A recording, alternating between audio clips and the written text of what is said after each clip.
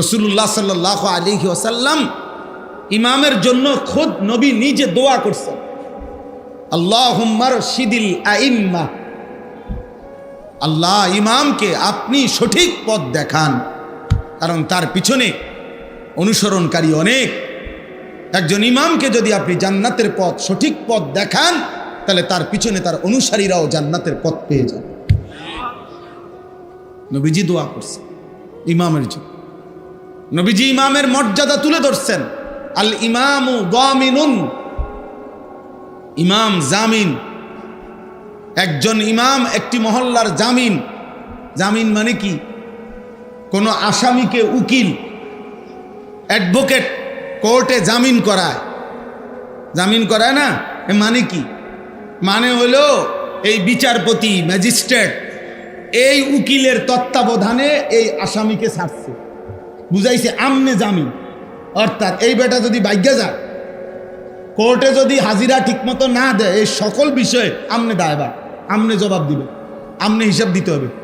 আমনের হাতে, আমনের জামিনে তারে ছাড়লাম, এইটারে কয় জামিন। অ্যাডভোকেট সাহেব জিম্মাদারি নিছে আর কি, যে আমি এবারে আমার দায়িত্বে নিলাম, ছেড়ে দেন তারে, আমি যতদিন শুনানি চলে বা প্রয়োজন হয় হাজিরার দিন আমি আনব। তাহলে উনি জিম্মাদার, জামিন, এইটারে কয় জামিন। আসামির জামিন হয়েছে মানে ওই উকিল সাহেব জামিন হয়েছে আর কি। ঠিক আল্লাহ নবী সাল্লাল্লাহু আলাইহি ওয়াসাল্লাম যেন বললেন, একটি মসজিদের ইমাম, মহল্লার ইমাম, একজন আলেমে দ্বীন, ওই মহল্লাবাসীর ঈমান আমল আখিরাতের জামিন।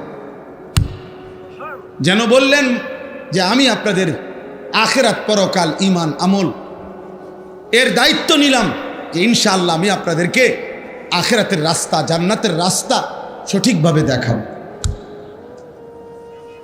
অনেক বড় জিম্মাদার।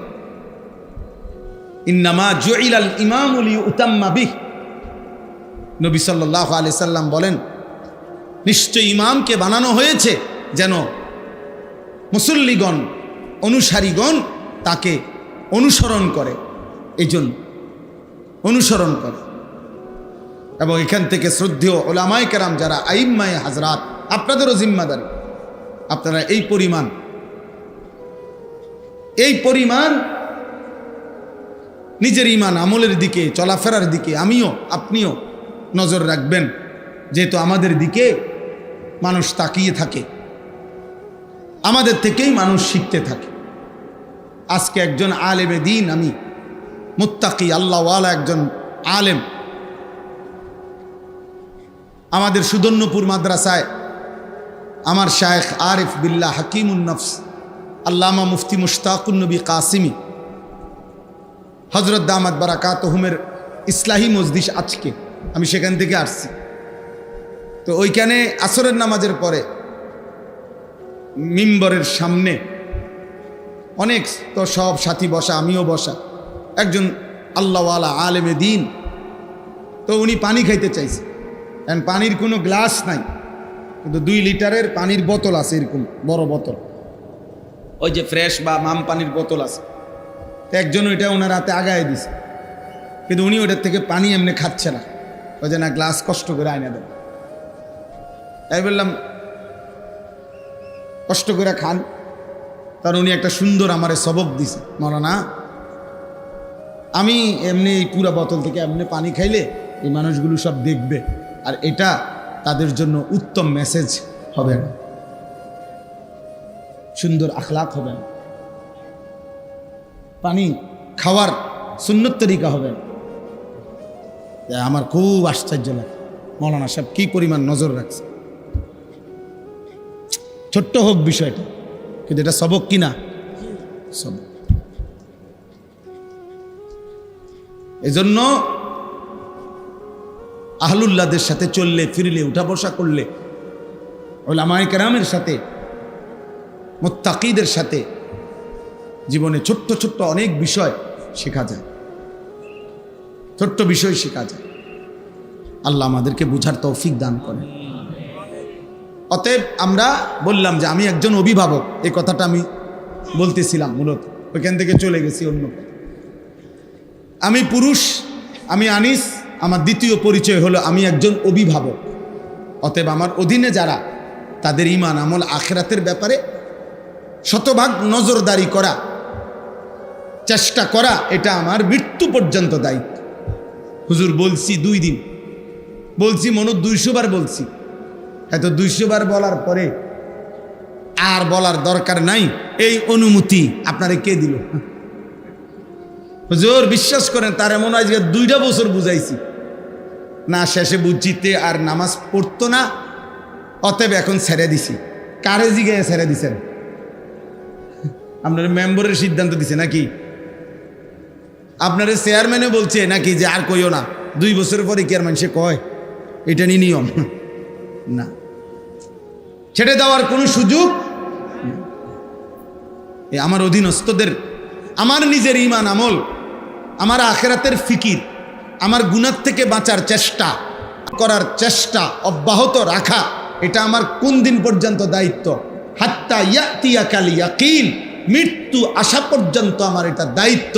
হুবহু আমার অধীনস্থদের ঈমান আমল আখিরাত, পাক নাফাক, হালাল হারাম, ইবাদত বন্দিগির নজর রাখা, খোদার কসম এটাও আমার মৃত্যু পর্যন্ত না, আমার অধীনস্থ। আচ্ছা আমি আমারটা বুঝাই। আমার অধীনস্থ যেমন, আমি একটা উদাহরণ দিলে আপনারা বুঝবেন। যেমন আমি আনিসুর রহমান, আমার অধীনস্থ কারা? আমার একজন স্ত্রী আছে, বিবি, সে আমি তার জিম্মাদার, এ আমার অধীনে সে। 2, আমার 4টা ছেলে মেয়ে আছে, আমার 4 জন ছেলে মেয়ে, ওরা আমার অধীনে, আমি তাদের অভিভাবক। 3, আমার গাড়িতে আমার 2 জন মানুষ আছে, সবসময় আমার সাথে থাকে, একজন ড্রাইভার, একজন আমার খাদেম ছেলে হাফেজ সাহেব। এরা 2 জন আমার অধীনে, আমি এদের অভিভাবক। 4, আমার একটা ছোট মাদ্রাসা আছে কুমিল্লা ক্যান্টনমেন্ট ময়নামতি সাহেবের বাজার, সেখানে 34 জন শিক্ষক কর্মচারী আছে, স্টাফ আছে, আমি তাদের অভিভাবক, তারা আমার অধীনে। ওইখানে 500 জন ছাত্র আছে, 494 জন, ধরেন 500 জন, এই 500 জন ছাত্রের অভিভাবক, তারা আমার অধীন। এলে এই মানুষগুলো, এই যেগুলোর কথা আমি বললাম, আমারটা আমি বললাম আর কি, আমি কমপক্ষে এদের ঈমান আমল আখিরাতের ব্যাপারে যত্নবান হওয়া, আমার সর্বাত্মক চেষ্টা করা, আল্লাহর কসম এটা আমার জিম্মাদার। এখান থেকে একদিনেরও ছুটি নেই, একদিনেরও ছুটি নেই, একদিনেরও ছুটি নেই। এই জন্য আম্বিয়ায়ে কেরাম দেখাইছেন নমুনা। হযরত নূহ আলাইহিস সালাম সর্বশেষ 950 বছর পরেও, যেদিন তুফান শুরু হয়ে গেছে, ওনার নৌকা ছেড়ে দিবে তুফান থেকে বাঁচার জন্য, সেদিনও শেষ মুহূর্তেও ওনার ছেলে কেনআন, ওই কাফের ছেলেটাকে ইমানের দাওয়াত দিছে, বলতেই থাকছে, আর বলছে বাপ ইমান এনে আমার নৌকায় উঠে আসো, ইয়া বুনাইয়া আরকাম মা'ানা, হে আমার সন্তান আও না বাবা, ইমান আই না, আইসা পড় বাবা, এই তুফানে ডুবে যাবি। নূহ আলাইহিস সালামের ছেলে বলছে না আব্বা, আমি ইমানও আনবো না, তোমার নৌকা তো উঠবো না। নূহ আলাইহিস সালাম বলছে তুমি তো তুফানে ডুবে যাবা বাবা। তখন সেই ছেলে বলছে, কোরআনে আছে, সাআভি ইলা জাবালিন ইয়াসিমুনি মিনাল মা, আমি ওই পাহাড়ের উপরে গিয়ে আশ্রয় নেব, এই পাহাড় আমারে আপনার খোদার তুফানের পানি থেকে বাঁচিয়ে দেব, এত উপরে পানি যাবে না। নাউযুবিল্লাহ।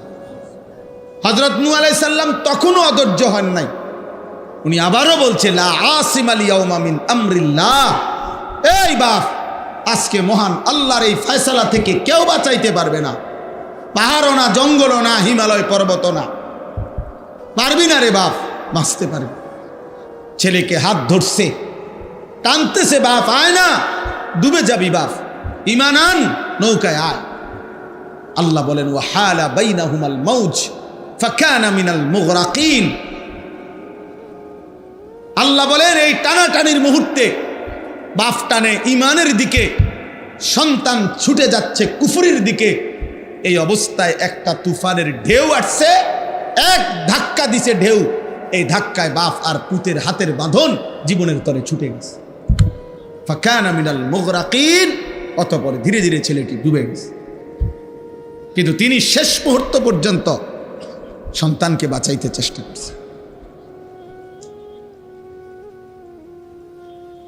কোরআনুল কারীমের মধ্যে আছে হযরত ইয়াকুব আলাইহিস সালাম, ইয়াকুব নবী ইন্তেকালের পূর্ব মুহূর্তেও ওনার সন্তানদেরকে একত্র করে চারপাশে এনে জিজ্ঞেস করছেন, আম কুনতুম শুহাদা is হাদারা Yakub Al Maut is ক্বালা লিবানিহি মা তা'বুদুনা মিন বা'দি।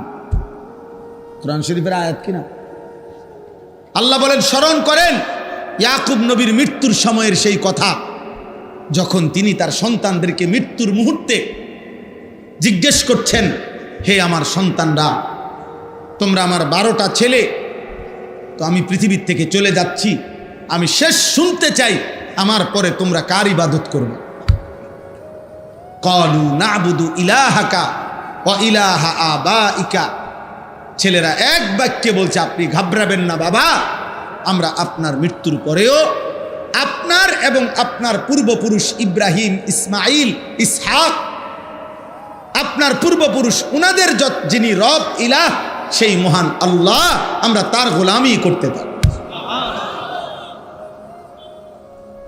ইয়াকুব আলাইহিস সালাম তখন নিশ্চিন্ত হলেন, এরপরে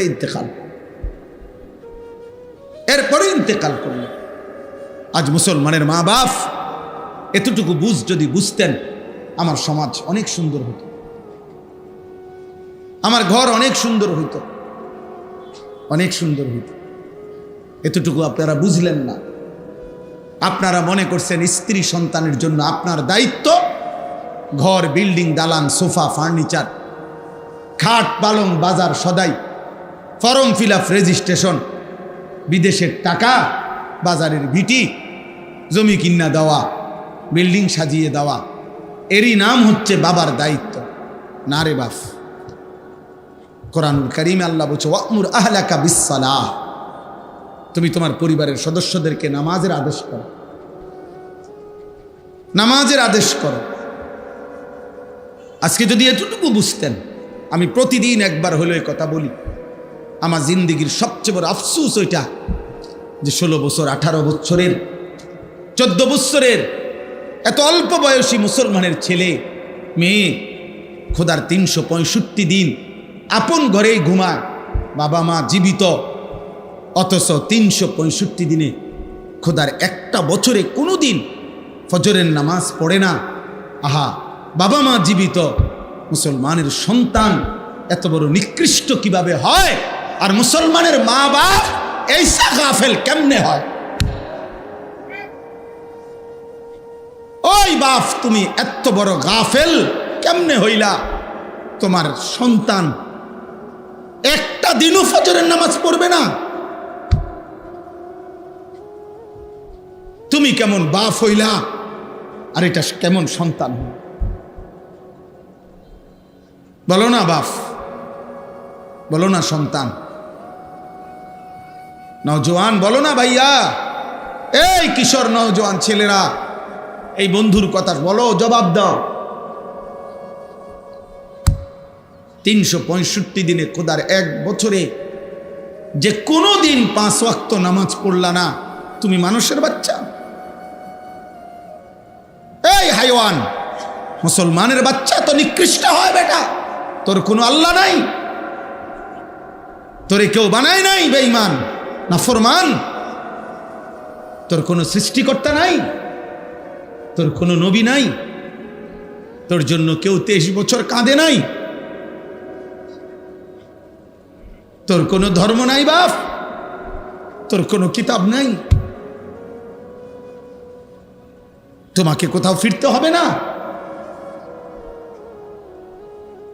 কি ভাবছেন জিন্দিগি মানে কি? ভাত তরকারি, পেশাব পায়খানা, মোবাইল, নারী, ছবি, খাতা বালিশ আর দোকানদারি, আর বন আর বিড়ি, চার বিস্কুট, পেঁয়াজু আর আলু চপ, আপেল আর মালটা, এরই নাম জীবন? খালাস, এরই নাম জিন্দেগি? বলো না বাপ। এজন্য অভিভাবক হিসাবে আপনারা প্রত্যেকের কাছে আমার অনুরোধ, আপনারা যারা স্ত্রীর স্বামী, আপনারা যারা সন্তানের বাবা, আপনাদের দায়িত্ব আপনার স্ত্রীর ঈমান আমলের হেফাজত করা। আপনার দায়িত্ব খোদার কসম আপনার ছেলে মেয়ের ঈমান আমলের হেফাজত করা। নবীজি সাল্লাল্লাহু আলাইহি ওয়াসাল্লাম বলেছেন, হাদিস, ইজা আইকাযার রাজুলু আহলাহু ওয়া সাল্লা বিহিম জামিআন কুতিবা ফিয যাকিরিন আল্লাহ কাসীরান ওয়াদ যাকিরাত। সুবহানাল্লাহ। নবীজি বলেন, কোন পুরুষ যদি তার পরিবারের সকল সদস্যকে ফজরের নামাজের জন্য জাগিয়ে দেয়, অতঃপর ফজরের নামাজ সবাই আদায় করে, যারা ঘরে পড়ার ঘরে পড়লো মহিলা, যারা মসজিদের জামাতে পড়ার জামাতে পড়লো, খোদার কসম নবী বলছে আল্লাহ গোটা ফ্যামিলিকে, আল্লাহ তারা তার বেশি বেশি জিকিরকারী বান্দা এবং বান্দির তালিকায় এই ফ্যামিলির সকলের নাম উঠায় দিয়েছে।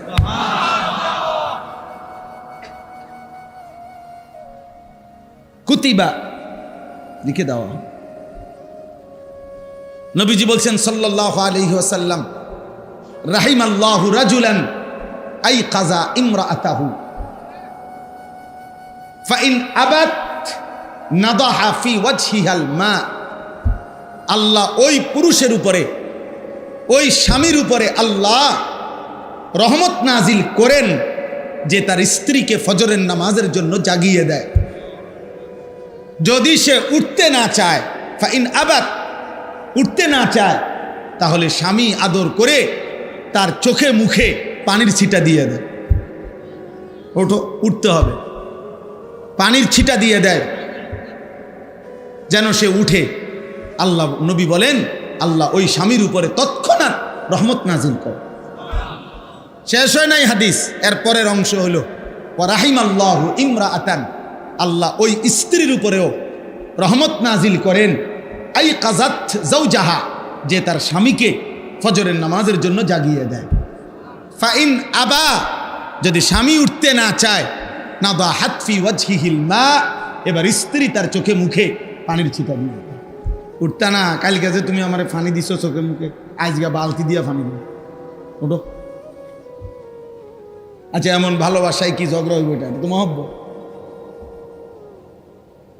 আল্লাহ নবী সাল্লাল্লাহু আলাইহি সাল্লাম বলেন, এমন স্বামী স্ত্রী উভয়ের উপরে মহান আল্লাহ রহমত বর্ষণ করেন। তাহলে পরিবারের ব্যাপারে জিম্মাদারি দেখেন। কোরআন শরীফের উদাহরণ শুনেন, একটা ছোট্ট উদাহরণ দেই, বুঝবেন। সূরা আহজাবের মধ্যে আছে, ইয়া আইয়ুহান নাবিয়্যু, হে নবী আমার, আমাদের নবীকে আল্লাহ বলছে, কুল লি আজওয়াজিকা, আপনি আপনার স্ত্রীদেরকে বলুন। আলাদা বলছে ওয়া বানাতিকা, আপনি আপনার মেয়েদেরকে বলুন। ওয়া নিসাইল মুমিনিনা, আপনি সমস্ত ইমানদার নারীদেরকে বলুন। কি বলুন? ইউদনিনা আলাইহিন্না মিন জালাবিবিহিন্না, তারা যেন তাদের দেহের আবরণ, বোরখা, পর্দা, দেহের কাপড়, মোটা ঢিলে ঢালা বোরখা আবৃত, একদম চোখ চেহারা সহ পুরা শরীর যেন ভালোভাবে তারা ঢেকে নেয়। এই কথাটা শতভাগ পর্দা করার জন্য, ঢিলে ঢালা পোশাক দিয়ে নিজেকে আবৃত করার জন্য, এমনকি চোখ জিলবাব বলা হয় যেটা দিয়ে চোখও ঢাকে, এরকম পোশাক দিয়ে তারা যেন নিজেদেরকে ঢেকে নেয়। এই আদেশ, এই পর্দার আদেশ আপনার স্ত্রীদেরকে বলুন, আপনার মেয়েদেরকে বলুন, ইমানদার নারীদেরকে বলুন। বুঝছেননি? কথা বলেন না, কথাইটা বুঝছেননি? এখন আমনে বলেন, এখান থেকে আপনি এটা ভাগ করেন। আপনি বুঝেন যে নবীজি সাল্লাল্লাহু আলাইহি সাল্লামের স্ত্রীগণ ইমানদার ছিলেন কিনা, নবীজির মেয়েগণ ইমানদার ছিলেন কিনা। তাইলে এই কথাইটা তো একবারে বলতে পারতো যে হে নবী, ইমানদার মহিলাদেরকে বলেন তারা যেন তাদের কাপড় পর্দা করে নেয়। তো এটা বললেই তো স্ত্রীরাও বুঝতো, সে মেয়েদেরকেও বুঝাইতো, আবার বাকি মহিলা সাহাবী যারা তারাও তো বুঝে নিত। এই এক শব্দ দ্বারাই তো হয়ে যাইতো কিন্তু আলাদা বললেন কেন? স্ত্রীদেরকে বলুন, মেয়েদেরকে বলুন, মুমিন মহিলাদেরকে বলুন, এরকম তিনটা আলগা আলগা বললেন কেন? আল্লাহ বুঝাইতে চাচ্ছেন, বন্ধু আপনি একজন স্বামী, অতএব আপনি স্বামী হিসাবে স্ত্রীদেরকে বলুন। আপনি একজন বাবা, আপনি বাবা হিসাবে মেয়েদেরকে বলুন। আপনি একজন নবী, নবী হিসাবে আপনার ইমানদার উম্মতের নারীদেরকে বলুন। কি করে দিছেন? আলাদা করে দিছেন, নয়তো এমনি কইলো কেন? ভাগ করে দিছেন কিনা? তাইলে এবার বুঝছেন? তাহলে আপনার স্ত্রীকে ঈমান আমলের কথা বলার দায়িত্ব জুনায়েদ বাগদাদির, মালাকুল মউত আজরাইলের নাকি? কার? আমার। কার? আমার স্ত্রীকে বলবে কে? আমি বলবো। আমার মেয়েদেরকে বলবে কে? আমি বলবো। আমি বলবো। 14 বছরের মেয়েটা, 16 বছরের মেয়েটা 8-7 কাপড় পরে, টাইট কাপড় পরে আধা ঘন্টা 1 ঘন্টা ধরে সাইজা গুইজা আপনার মেয়েটা আপনার ঘর থেকে বের হয় প্রতিনিয়ত। আপনি বুঝেন না এই অসভ্য মেয়ে কারে দেখাইবার জন্য 1 ঘন্টা লাগাইয়া সাজলো, আর এই অসভ্য মেয়ে রাস্তার কারে দেখাবে? আমনে বাপ বোঝেন না? আমনে ললিপপ খান, হ্যাঁ? আমনে বইয়া সিরা সাবান, আপনি সিরা সাবান, আপনি বুঝেন না? আমনের বেডি 1 ঘন্টা লাগাইয়া সাইজা, টাকা আমনের, কাপড় আমনের, মেকআপ আমনের, পাউডার আমনের, ফেয়ার এন্ড লাভলি আমনের, টাকা সব আমনের। রংসায় অটো ড্রাইভার, রংসায় সিএনজি ড্রাইভার, রংসায় রাস্তায় খাড়াইয়া মুতে এমন অসভ্য বখাটে দুশ্চরিত্র যুবক আপনার বেটিরে দেখে আর টিটকারি মারে। এই মুসলমান, এত বড় বেগায়রত আত্মমর্যাদাহীন কেমনে হইলি বাপ বেটা? তুমি কোনো পুরুষ না? তোর স্ত্রী কেন বেটা বাইরে বাইরে হাঁটবে বেটা? বেপর্দা বেটা, তুই বেড হইত না বেটা? চিরানি খাও, ভাত খাইতারো না? আত্মসম্মান কোথায়? বেডি আমার বউ, বিয়ে করলাম আমি, রংসায় মানছে ব্যাককল কোথাকার বেটা, বে বে করে বে বে করে, বেগায়রত। সোজা কথা, বেগায়, আত্মসম্মানহীন। এটা স্পষ্ট কিতাবের কথা। আমার কাছে মোটা কিতাব আছে, ওয়ালা তাকরাবুজ জিনা, এই কিতাবের নামে, এটা আরবি কিতাব। ওই কিতাবে আছে ওই পুরুষ আত্মসম্মানহীন, ওই পুরুষের আত্মমর্যাদা নাই। আত্মসম্মান বলতে প্রেস্টিজ নাই ওই পুরুষের, যার স্ত্রী এবং কন্যা বেপর্দা। এ বর্ডার মধ্যে কোনো আত্মসম্মান নাই। ভাত খায় আরই ঘুম যায়, ফেসাবে ধরলে ফেসাব করে, ঘুমাইলে হুইয়ালা। এই দূরে আপনি বাতে খাইবেন, আপনার বেডি মানুষে ঘুরবো। আপনার মেয়ে টোটো করিয়া করে, আপনি বইয়া বইয়া বন খান, চা দিয়া ভিজাইয়া খান, আপনি বন খান। এবার গপ মারে, চা দোয়ানে বইয়া গপ। আল্লাহর রহমতে আপনার গো দোয়াই 3 ফুট বিদেশ। বুঝছি তো কি হয়েছে? 3 ফুট বিদেশ হলে কি হয়েছে? হ্যাঁ হুজুর, আপনার গো দোয়াই আল্লাহর রহমতে একটা বিল্ডিং করছে, 4টা রুম, 2টা বাথরুম, বাথরুমটি সহ টাইলস। আল্লাহু আকবার, কত বড় নিয়ামত! বাথরুমে টাইলস। ওনার পূর্বপুরুষ মাটিতে পেশাব করত, আল্লাহর দয়ায় এখন উনি টাইলসে মুতে। আল্লাহু আকবার, আল্লাহ। কামিয়াব, আমনে কামিয়া, আমনে সেরে গেছে। আপনার হার মরলেও দুঃখ নাই, আপনি বলতেন পারবেন না যে টাইলসে মুততে আইছি। মুসলমান কি শুনাইলেন, কি শুনাইলেন মুসলমান? এটা নিয়ে একজন ইমানদারের বলার বিষয়। টাইলস নিয়ে মুসলমান বলবার কথা বিষয় বলেন।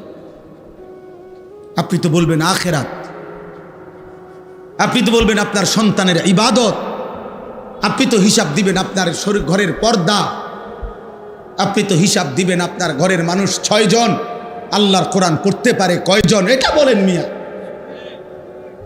আপনার ঘরের মানুষ 6 জন ফজরের নামাজ পড়ে কয়জন সেটা বলেন মিয়া। আপনার ঘরে আপনার বউ, ছেলের বউ, মেয়ে মিল্লা মহিলা আছে 8 জন, 6 জন, 4 জন। পর্দা পুশিদা মানে কয়জন? মুসলমান এটা বল, এটা বলো। ভাতের হিসাব দিও না, টাইলস মাইলস দেখাইও না, এটি কিত্তা কও, এগুলা বলো কেন? আত্মমর্যাদা চাই। রাসূলুল্লাহ সাল্লাল্লাহু আলাইহি ওয়াসাল্লামের একজন বিখ্যাত সাহাবী সাদ ইবনে উবাদা, নবীজির সাহাবী, মদিনার আনসারদের সর্দার ছিলেন তিনি। সাদ ইবনে উবাদা, উনি একদিন সাহাবাদের এরকম মজমায় নবীজি বসা, শুধু ফুকু কামরা, আচ্ছা কামরা কোনার কিছু করেন না।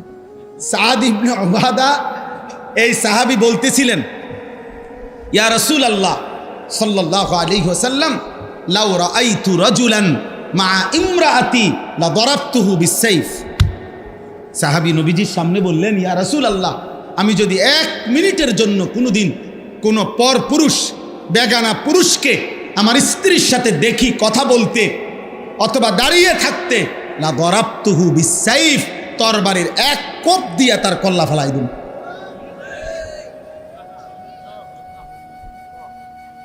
আচ্ছা, উপস্থিত সাহাবীরা তৎক্ষণাৎ এই নবীজির এই সাহাবীর এই কথা শুনে উনারাও বলে উঠছেন আল্লাহু আকবার।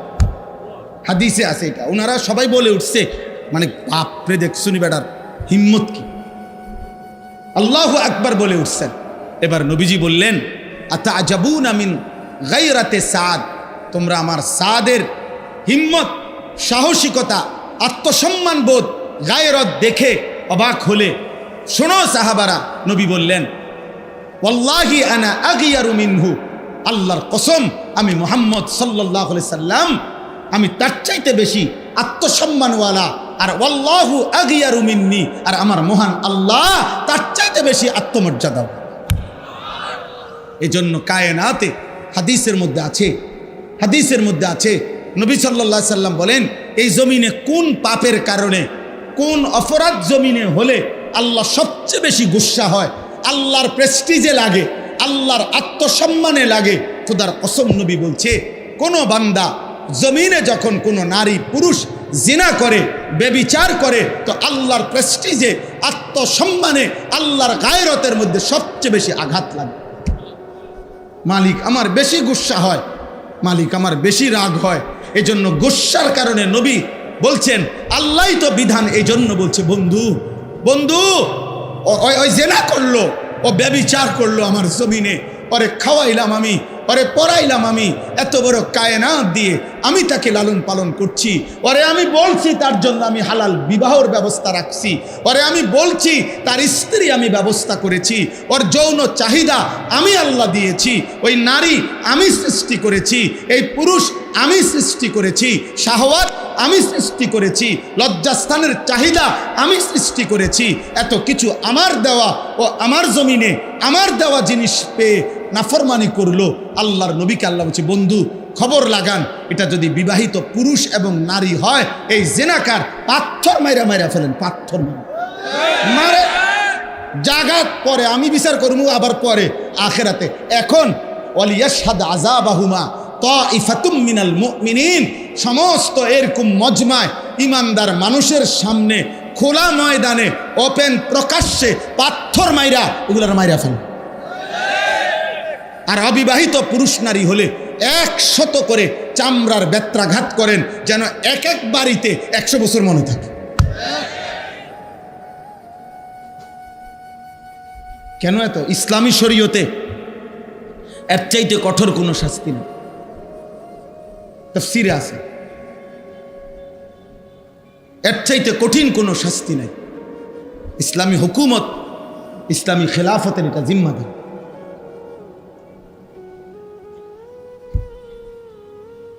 এজন্য এটা জরুরি। বাপ, আমি যুবক ভাই তোমাদেরকে অনুরোধ করছি, মুসলমানের নওজোয়ান প্রিয় ভাই আমার, প্রিয় সন্তান আমার, যদি তোমার বাবা মাও তোমার খবর না রাখে, ধরে নাও তারা তোমারে ভুলে গেছে, কিন্তু আল্লাহ তোমারে ছাড়বে না। বাপ, নারী দেখো না, নারী দেখো না বাপ, অশ্লীল ছবি দেখো না, মোবাইলের উলঙ্গ দৃশ্য দেখো না আব্বা,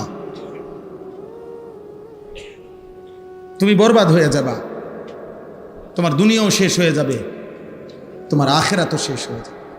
ইন্নাল্লাযীনা ইউহিব্বুনা আন তাশিআল ফাহিশাতু ফিল্লাযীনা আমানু লাহুম আযাবুন আলীমুন ফিদ দুনিয়া ওয়াল আখিরা। কোরআন শরীফের আয়াত, সূরা নূরের মধ্যে আছে।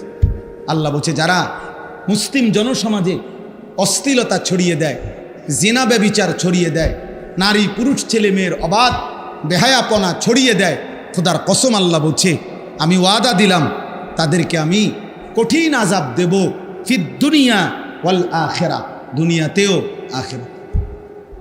ওরে আমি বেইজ্জতি করে দেব, ওকে আমি অপমানিত করব, ওরে কষ্ট দেব, যদি ও লজ্জা পাবেই পাবে, আজ কিংবা কাল। এজন্য কোনো ব্যভিচারী, অসৎ চরিত্রের অধিকারী, নারী পুরুষের জিনা ব্যভিচার সহ হারাম সম্পর্ক যার, সে কোনোদিন সুখ পায় না। তুমি খবর লাগাও, খবর লাগাও। কোন বিবাহ বহির্ভূত প্রেমের সম্পর্ক শেষ পর্যন্ত সুখকর হয় না।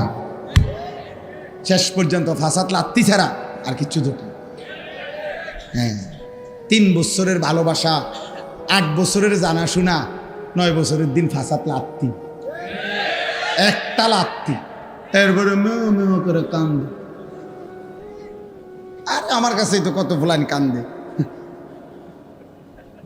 আমি তো শত শত যুবকের সাথে আমার সম্পর্ক, মেও মেও করে কান্দে, সব শেষ, সব শেষ। এখন আমি হাফ প্যান্ট, যৌবনের ক্ষমতাও নাই, কোমরের ক্ষমতাও নাই, শারীরিক সক্ষমতাও নাই, আখিরাতও নাই। নাউযুবিল্লাহ, নাউযুবিল্লাহ। আল্লাহ হেফাজত করে, আল্লাহ হেফাজত করেন ভাইয়া। আখলাকের হেফাজত, আখলাকের হেফাজত, আখলাকের হেফাজত। নারী দেখো না বাপ, ছবি দেখো না, ছবি দেখো। দুশ্মন আজকে ষড়যন্ত্র করছে বাপ, ষড়যন্ত্র। ওরা বুঝছে মোবাইলের এই আসক্তির যুগে চারিদিকে আসক্ত, শাহওয়াত বেড়ে গেছে। শেষ পর্যন্ত দুশ্মন ষড়যন্ত্রের অংশ হিসাবে, ষড়যন্ত্রের অংশ হিসাবে আজকে পরিকল্পিতভাবে, সুনির্দিষ্টভাবে হিন্দু যুবক অসংখ্য যারা মুসলিম মেয়েদের সাথে হারাম প্রেমের সম্পর্ক গড়ে তাদেরকে বেইজ্জতি করছে, ধর্ষণ করছে, ব্যভিচার করছে, ইমানদার বোনকে শেষ পর্যন্ত লাঞ্ছিত করছে। ওরা জানে প্রেমের সস্তা অফার দিলেই কাইত হয়ে যাবে। দোস্ত আমার, বন্ধু আমার, অতএব দয়া করে সুকৌশলে এই কথা প্রচার করা হচ্ছে যে প্রেমের কাছে, ভালোবাসার সামনে ধর্ম টেনে আনা ঠিক না। সবার উপরে মানুষ সত্য, প্রেম সত্য, ভালোবাসা সত্য। আল্লাহ বলছে না বেটা, নবী বলছে খোদার কসম, বিবাহ বহির্ভূত স্বামী স্ত্রীর ভালোবাসা ব্যতীত, স্বামী স্ত্রীর প্রেম ব্যতীত, বিবাহ বহির্ভূত ছেলে মেয়ে, নারী পুরুষের যেই কোনো সম্পর্ক, এটা জেনা, এটা জেনা, এটা জেনা, এটা জেনা, এটা ব্যভিচার, এটা ব্যভিচার, এটা ব্যভিচার, এটা বেহায়াপনা, অসভ্যতা ছাড়া আর কিচ্ছু না।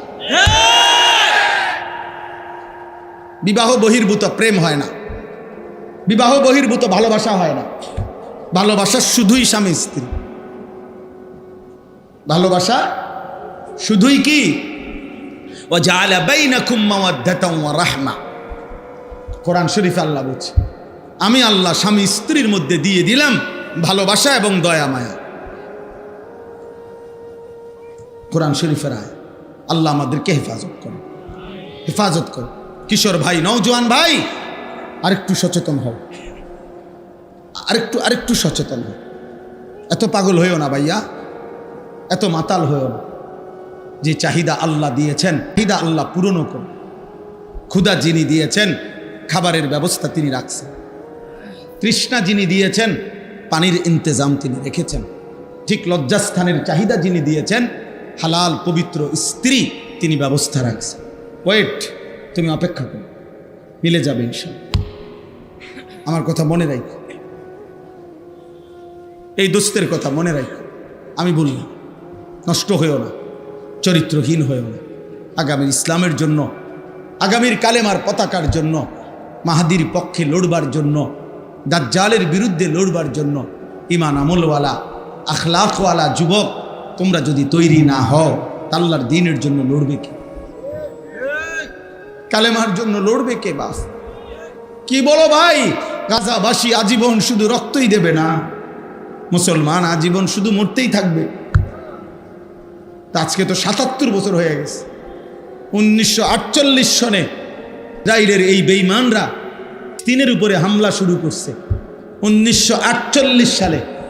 আজকে বরাবর ৭৭ বছর। 2025 তুমি হিসাব করে দেখো, আমি হিসাব করে দেখছি ৭৭ বছর ধরে মুসলমান জান দিচ্ছে। আর তুমি নাড়িয়ে দেখো, ছবি দেখো, তোমার কলিজায়, আমার ভাইদের জন্য, বোনের জন্য, ইমানদারের জন্য তোমার কলিজায় কোনো কান্না আসবে না, মায়া লাগবে না? 1964 সাল থেকে রোহিঙ্গা মুসলমানরা জীবন দিচ্ছে, রক্ত দিতে আজকে প্রায় 60 বছরের বেশি। ওরা আজীবন তাহলে রক্তই দিবে, আর আমরা ঘুমিয়েই থাকবো না?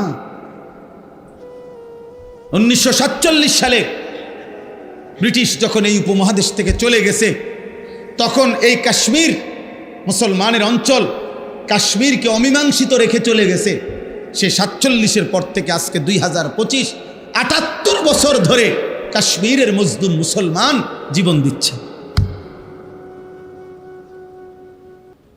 অতএব দোস্ত, আমার বন্ধু নওজোয়ান, আজকে এই ওলামায়ে কেরামের এই পরিষদ থেকে আমরা তোমাদেরকে উদাত্ত আহ্বান জানাই, আগামীর ইসলামের জন্য, মাহাদির সৈনিক হওয়ার জন্য, দাজ্জালের বিরুদ্ধে লড়বার জন্য, পৃথিবীর সমস্ত বেঈমানের বিরুদ্ধে দাঁড়াবার জন্য, ইমানের পতাকা হাতে দাঁড়াবার জন্য তুমি রেডি হও ইনশাআল্লাহ।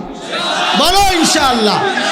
30 বছরের নিচে, 30 বছরের নিচে যাদের বয়স, তারা দাঁড়াও, দাঁড়াও নওজোয়ান, বলো ইনশাআল্লাহ, বলো ইনশাআল্লাহ। আল্লাহর জন্য লড়বো ইনশাআল্লাহ, দ্বীনের জন্য লড়বো ইনশাআল্লাহ। আল্লাহ তোমাদেরকে তৌফিক দান করেন, আল্লাহ তোমাদেরকে হিম্মত দান করেন, আল্লাহ তোমাদেরকে কবুল করেন। বও ভাই, বও বও, বসো বাবা, বসো বসো।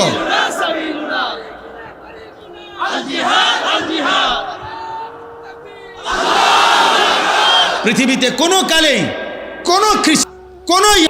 কোনো হিন্দু এই পৃথিবীর ইতিহাসে শেষ পর্যন্ত মুসলমানদের সাথে চূড়ান্ত জিহাদে, চূড়ান্ত লড়াইয়ে কোনোদিনও চূড়ান্ত বিজয় শেষ পর্যন্ত টিকতে পারে নাই। গত 2 বছরে একটানা ইসরায়েলের বেঈমানরা গাজার মুসলমানদের উপরে জুলুম করে ৭৫,০০০ মুসলমানকে শহীদ করেছে। গাজার মাটির সবগুলো ভবন সমান করে দিছে। মজলুম মুসলমান একটা রুটির জন্য শত মাইলও হাঁটছে।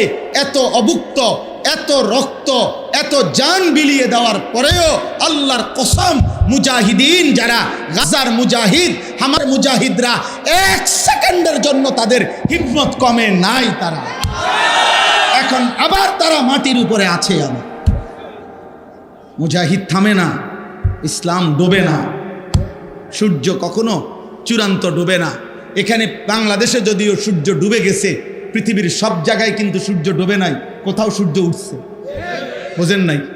পৃথিবীতে একই সময় রাত হয় না, পৃথিবীতে একই সময় সূর্য ডুবে না। এখানে সূর্য ডুবলে অন্য কোথাও সূর্য ওঠে।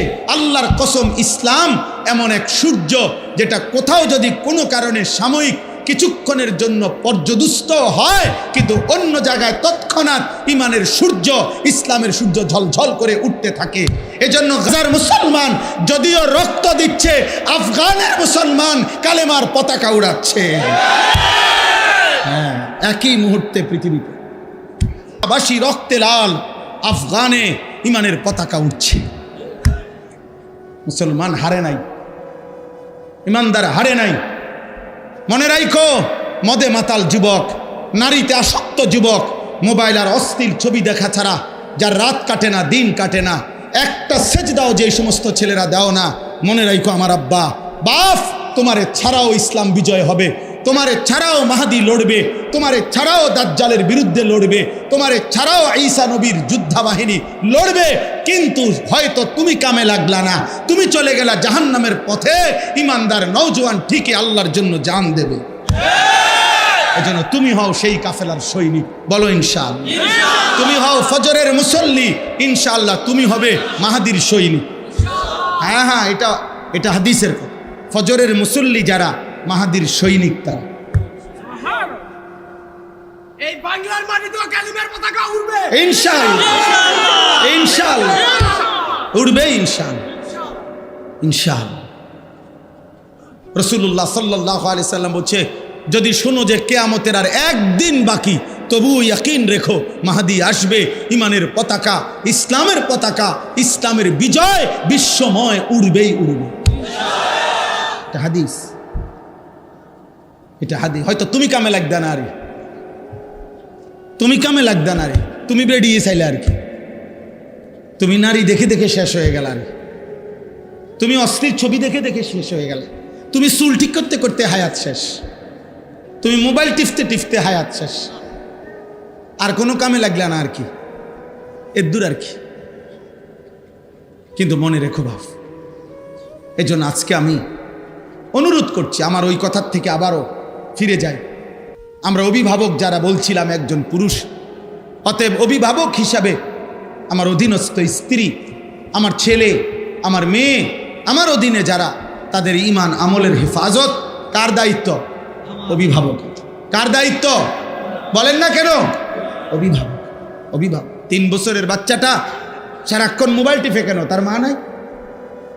12 বছরের ছেলেটা সারাক্ষণ মোবাইল টিপে কেন? কেন তার বাপ নাই? আপনি চিরানি খান, আপনি গাছনি কাটেন, কার জন্য আপনি রোজগার করেন? এত টাকা, এত ঘাম, এত পয়সা আপনি রোজগার করছেন ওর জন্য? কার জন্য বিল্ডিং করলেন? ও তো এক ওয়াক্ত নামাজ পড়ে না। এই দুশ্মন আপনার জন্য কি উপকারে আসবে? কথা বলে না? হ্যাঁ, ওই বাপ, আপনি যে আজকে 60 বছর হয়ে গেল, আপনি যে আজকে 30টা বছর ধরে এই বাজারে মাথার ঘাম পায়ে ফেলাইয়া একটা একটা টাকা রোজগার করেন, ব্যবসা করেন, আপনার স্ত্রীও বেপর্দা, আপনার ছেলেও নামাজ পড়ে না, আপনার মেয়েও পর্দা করে না, আপনি এনে বাজারে ঘাম ঝরে, আর তারা বইয়া বইয়া টেলিভিশনে ঘরে সোফাত বইয়া তারা নর্তকীর নাচ দেখে, নাটক দেখে, সিনেমা দেখে। আপনার ছেলে এলাকার আরো 2-4টা বখাটের লগে পুরা দমে মোবাইলে উলঙ্গ ছবি দেখছে, আর আমনের ঘাম বাইয়া বাইয়া পড়তেছে একটা একটা টাকার জন্য। এই দুশ্মন যারা, আল্লাহর দুশ্মন, নবীর দুশ্মন, ইমান ইসলামের দুশ্মন, যাদের অজু নাই, সেজদা নাই, নামাজ নাই, দিন নাই, শরীয়ত নাই, এদের জন্য যে আপনি এত কষ্ট করলেন, এরা আপনার দুনিয়ার কি কাজে আসবে, আখিরাতের কি কাজে আসবে? বলেন অভিভাবক, বল। আর দরকার আর আইতাম না কোনোদিন, আইজ গিয়ে কই যা, আর আইলাম না। কইবেন আপনারা যে হুজুর এরম শক্ত হুজুর আর জীবনও আইলেন। একবারই আসা, আমি এক অস্থির মানুষ, যার জীবনের কোনো স্থিরতা নাই। আমি কখন কই থাকি, কি করি কিচ্ছু জানি না, নিজেও জানি না।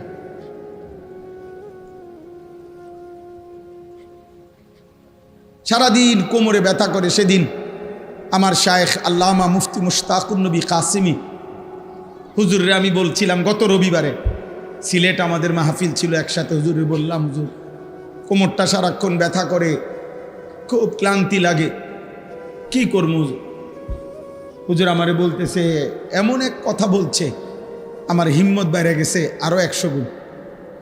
হুজুর আমারে বলছে, মাওলানা, মালিকের কথা বলতে বলতে, আল্লাহর পথে ডাকতে ডাকতে একদিন শরীর দুর্বল হয়ে যাবে, অসুস্থ হয়ে যাবেন, একদিন মৃত্যু হয়ে যাবে, কোনো অসুবিধা নাই, এভাবেই একদিন চলে যাবেন, আর মালিকের কাছে বলবেন, মাওলা আপনার কথা বলতে বলতেই চলে আসছি। কবি আরশ পর, কবি ফরশ পর, কবি উনকে দর, কবি দর বদর, গমে আশিকি তেরা শুক্রিয়া, मैं कहाँ कहाँ से गुजर गया, कभी हो रास्तों में तन्हा, कभी हो गुरूद सहरा, मैं जुनू का हम सफ़र हो, मेरा कोई घर नहीं। এজন্য হযরত উলামায়ে কেরামের কাছে আমার অনুরোধ, আপনারা আপনাদের প্রত্যেকের জায়গায় নিজ নিজ মহল্লা, নিজ নিজ এলাকা, নিজ নিজ মসজিদ মাদ্রাসা আশপাশ যার যার সাধ্য মতো, কেউ 5 জনরে বলেন, কেউ 50 জনকে বলেন, কেউ 5000কে বলুক, কেউ 50,000কে বলুক, কেউ 5 লক্ষকে বলুক, যার যার সাধ্য মতো আপনারা প্রত্যেকের কাছে এক ভাই হিসাবে আমি অনুরোধ করছি, হযরত উলামায়ে কেরাম আরেকটু মেহনত করেন, আরেকটু উম্মতের ফিকির করেন, দরদ করেন, আরও একটু দেখেন এই সমাজের ছেলেগুলোকে ফেরানো যায় কিভাবে, এই সমাজের মেয়েদেরকে কিভাবে ফিরানো যায়, এই সমাজের বাবাদেরকে কিভাবে ফিরানো যায়। একটা একটা আল্লাহর বান্দাকে গুনার থেকে যদি বাঁচাইতে পারেন, জাহান্নাম থেকে বাঁচাইতে পারেন, তওবা করে যদি কাউকে আল্লাহর দিকে ফিরায় আনতে পারেন, খোদার কসম নবী বলছে, আল্লাহর কোনো বান্দা যদি গুনাহ ছেড়ে তওবা করে আল্লাহর কাছে ফিরে আসে, খুশিতে মহান আল্লাহ ফেরেশতাদেরকে বলে, আমার আসমান সাজিয়ে দে, আমার জান্নাত সব সাজায় দে। ফেরেশতারা বলে, মাওলা কেন আসমান সাজাইলেন, কেন জান্নাত সাজাইলেন? আল্লাহ বলে, আসলাহাল আবদু মাওলাহু, আজ এক গোলাম যে আমার থেকে ভাইগা গেছিল, যে আমার অনেক দিন সেজদা দেয় নাই, যে আমার অনেক দিন ডাকে নাই, যে আমার অনেক দিন গোলামি করে নাই, আমার এমন একজন ভেগে যাওয়া বান্দা আজকে আমি মাওলার সাথে তার সম্পর্ক ঠিক করে ফেলছে, তওবা করে চোখের পানি ছেড়ে দিছে, আমি তারে মাফ করে দিছি, এই খুশিতে আমি আসমান সাজিয়ে দিলাম, জান্নাত সাজিয়ে দিলাম। সুবহানাল্লাহ। এজন্য ফিকির চাই, ফিকির চাই। সবাই চিনতে হবে জরুরি না, সবাই চিনতে হবে জরুরি না, সবাই সবার কাছে পরিচিত হইতে হবে জরুরি না, এটা মূল বিষয় না। মূল বিষয় হলো আল্লাহর দ্বীনের জন্য মেহনত করা, কলিজা ভরা ব্যথা নেওয়া। ফালা আল্লাকা বাখিউন নাফসাক, আমি আপনাদের কাছে অনুরোধ করব, আপনি ওই পরিমাণ মেহনত করবেন যে পরিমাণ মেহনত করলে আরশ আজিমের মালিক বলবে, বান্দা, আমার বান্দাদেরকে আমার দিকে ফিরাবার জন্য তুমি কি তোমার জান দিয়া ফেলবা, এই পরিমাণ বলবে। নবীকে আল্লাহ বলে নাই এ কথা যে বন্ধু আপনি কি মরে যাবেন, আরে আপনি কি জীবন দিয়ে ফেলবেন, এই পরিমাণ বলতে হবে। উম্মত গুনার সাগরে ঢেউ খেলতেছে। আপনারা বাচ্চা ছাড়া জানেন না, এক এক যুবক মোবাইলে রাত নাই দিন নাই, 3 দিনে 3 সপ্তাহ, 1 সপ্তাহ, 2 সপ্তাহ। আপনাদের কেউ যদি আজকে 30 বছর এখনকার বয়স যাদের 60, এই বাচ্চা ছাড়া আপনারাও যদি এমন কেউ থাকে যে গত 40 বছরে হয়তো উনি সবসময় টেলিভিশন দেখছে, এই 40 বছরে আপনি টেলিভিশনে যত নাটক সিনেমা না দেখছেন, ওই 4 দিনে তার চাইতে বেশি মহিলার ছবি দেখতে লাগছে। হিসাব বোঝেন নাই? আমি ওইটা সমর্থন করছি না, 40 বছরের গুনাহ, মানে বুঝাইতে চাইলাম গুনার মাত্রা এখন এত বেশি পরিমাণে বাড়ছে যে ছেলেরা, মেয়েরা, পুরুষেরা, সন্তানরা গুনার সাগরে হাবুডুবু খাচ্ছে। হাবু কোনো বাবা ভাইবেন না যে ফুলাইন অনেকটু দুষ্টামি করে, না না, ফুলাইন জেনা করে, জেনা, দুষ্টামি করে না। আপনি এটা কইেন না যে বাচ্চা মানুষ একটু দুষ্টমি, না, দুষ্টামি করে না, ব্যভিচার করে, জিনা করে। 12 বছরের, 14 বছরের, 13 বছরের ছেলের দাপটে ঢাকা শহরে অসংখ্য কিশোর বাচ্চা, 12-14 বছরের ছেলে সরাসরি কিশোর গ্যাং সাফাতি দিয়া কোবায় মানুষ, বয়স 14। তার আতঙ্কে পুরা মহল্লা কাঁপে। কিশোর গ্যাং, কিশোর মানেই তো লোক 15-র নিচে। 15 বছর হইলে, বালেগ হইলে আর কিশোর থাকে না, যুবক হয়। আল্লাহ আমাদেরকে হেফাজত করেন। শেষ আমার কথা। 3 নম্বরও আর একটা কথা ছিল। একজন পুরুষ হিসাবে আমার তৃতীয় পরিচয় হলো আমি একজন উপার্জনকারী। কি? পুরুষ মাত্রই কিছু না কিছু রোজগার করে কি না? এই রোজগার, এই উপার্জন আমার দায়িত্ব। উপার্জন করা পুরুষের দায়িত্ব কিনা? এই ক্ষেত্রে আমার দায়িত্ব হলো এই লক্ষ্য রাখা দুইটা জিনিস, এক কাসবে হালাল, দুই আকলে হালাল। আমাকে শতভাগ খেয়াল রাখতে হবে আমি যা রোজগার করতেছি তা হালাল কিনা, আমি যা খাইতেছি তা হালাল কিনা। খালাস, পুরা আপনার জীবন সুন্দর হবে। এই তিন কথা মনে রাখ। আমি একজন ব্যক্তি, অতএব আমার নিজের ঈমান আমল হেফাজত করা আমার জরুরি। দুই, আমি একজন অভিভাবক, অতএব আমার অধীনস্থদের ঈমান আমল আখিরাতের হেফাজত করা আমার জন্য জরুরি। তিন, আমি একজন উপার্জনকারী, চাকরি, ব্যবসা, ক্ষেত খামার, দেশ বিদেশ যেমনে হোক আমি কিছু না কিছু কি করি, রোজগার করি। অতএব আমাকে লক্ষ্য রাখতে হবে আমার উপার্জন যেন হালাল হয়, খাবার যেন কি হয়, হালাল। ইনশাআল্লাহ আপনি দেখবেন এই তিন জিনিস ঠিক নজর রাখলে আপনার আগামী গন্তব্য জান্নাত। আল্লাহ তৌফিক দান করেন, আল্লাহ কবুল করেন, আল্লাহ হিম্মত দান করেন। মুআজ্জাজ হাজিরিন, আমি শুধু আয়াতের তরজমা বলছি। হুয়াল্লাযী খালাকাকুম মিন তুরাবিন সুম্মা মিন নুতফাতিন সুম্মা মিন আলাকাতিন। আল্লাহ তাআলা বলে, বান্দা আমি আল্লাহ যিনি তোমাদেরকে সৃষ্টি করেছি মাটি থেকে, অতঃপর বীর্য থেকে, অতঃপর জমাট রক্ত থেকে। আমি আল্লাহ ধীরে ধীরে 7টা ধাপে আমি আল্লাহ তোমাদেরকে মায়ের পেট থেকে, পৃথিবী থেকে বের করেছি। সুম্মা ইউখরিজুকুম তিফলান, যেদিন আমি মায়ের পেট থেকে বের করলাম সেদিন আমি তোমাদেরকে শিশু হিসাবে বের করেছি। সুম্মা লিতাবলুগু আশুদ্দাকুম, ধীরে ধীরে আমি তোমাদেরকে পূর্ণ শক্তিতে পৌঁছাইছি, মানে যৌবনকাল দিয়েছি। সুম্মা লিতাকুনু শুয়ুখা, অতঃপর আমি তোমাদেরকে বৃদ্ধ বানিয়েছি। তাইলে আল্লাহ বললেন, বান্দা মনে রেখো, মাটিতে আমি তোমাকে আমি রাখছি, বীর্যের মধ্যে তোমাকে আমি রেখেছি, জমাট রক্ত, গোশতের টুকরা, হাড্ডির কঙ্কাল, গোশতের আবরণ, রূহ ফুঁকে দেওয়া, শিশুকাল, যৌবনকাল, বৃদ্ধকাল, এই সকল অবস্থার পরিবর্তন আমি করেছি। অমিনকুম মান ইউতাওয়াফা মিন ক্বাবলু, আমি কিন্তু সবাইকে যৌবন দেই না, সবাইকে বৃদ্ধ বানাই না, বরং অসংখ্য ব্যক্তিকে আমি আল্লাহ এই 3 স্তরে পৌঁছবার আগেই মৃত্যু দিয়ে ফেলি। কেউ ছোটবেলায়, কেউ যৌবনকালে, কেউ বৃদ্ধকালে। মৃত্যু হয় কি না? 3 বছরের বাচ্চা মরে তো, 30 বছরের যুবক মরে তো, 90 বছরের বৃদ্ধ মরে তো। ওয়ালিতাবলুগু আজালাম মুসাম্মা, আমি কিন্তু প্রত্যেককে আমি আল্লাহর নির্ধারিত হায়াত আমি পূর্ণ করে থাকি। কাউকে অকালে মৃত্যু দেই না, বরং আমার ফয়সালা মতে মৃত্যু দেই।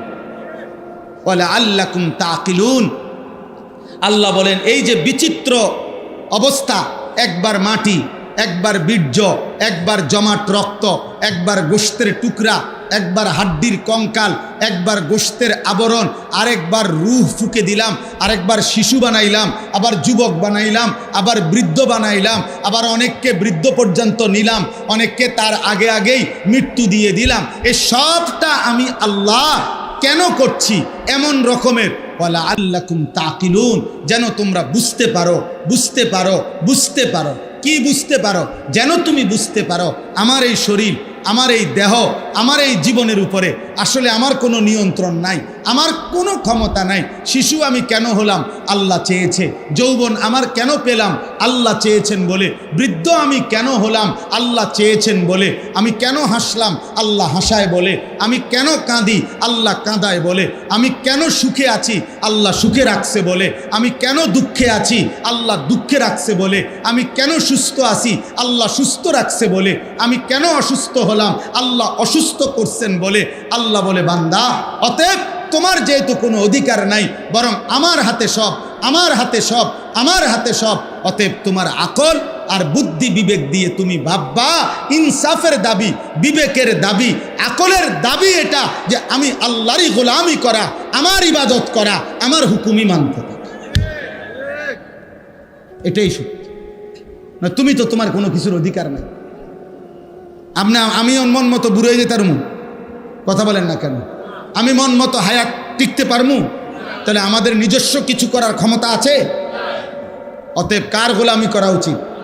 কার হুকুম মানা উচিত? এই কথাটাই আল্লাহ। অতএব আমরা প্রত্যেকেই নিজের যৌবনকে কদর করব, নিজের ঈমান আমলকে হেফাজত করব, আখলাককে হেফাজত করব। আজকের এই তিতাস উপজেলা ওলামা পরিষদের এই বর্ণাঢ্য আয়োজন আল্লাহ বরকত দান করেন, আল্লাহ তাআলা কবুল করেন। আল্লাহ তাআলা এই নওজোয়ান সহ ওলামায়ে কেরাম সকলকে ঈমান আমলের হিম্মত দান করেন, আমিন। সুবহানাল্লাহি ওয়া বিহামদিহি। প্রিয় ভাই নওজোয়ান, বয়স্ক বাবা, বিশেষ করে নওজোয়ান, আমি সবার কাছে অনুরোধ করতেছি, আদেশ করছি নওজোয়ান তোমাদের কাছে যে তোমরা প্রয়োজনে নিজেদের জুতা দুইটা একসাথ করে এর উপরে বসো, যেমনে পারো কষ্ট করে বসো, যেটুকু সম্ভব